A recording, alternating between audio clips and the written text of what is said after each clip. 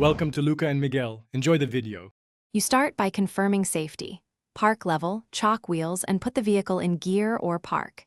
Next, visually inspect the hitch, receiver, and mounting bolts for cracks, rust, or missing hardware.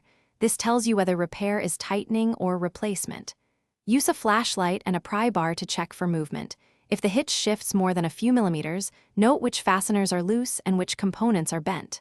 Once done, raise the trailer tongue slightly for access and set sturdy jack stands under the frame.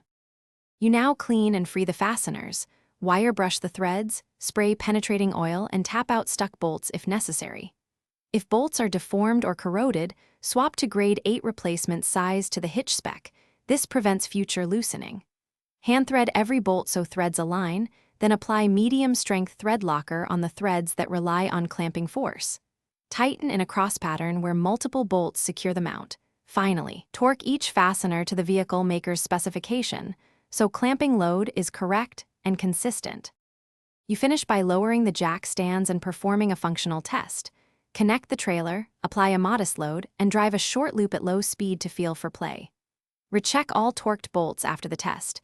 Metal can seat and loosen slightly, so retorque if needed. If you still detect movement, inspect the vehicle frame holes for elongation or cracked welds. Those are structural failures.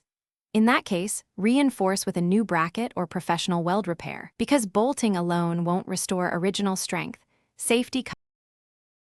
Thanks for watching and please subscribe. It's the best investment you'll ever make.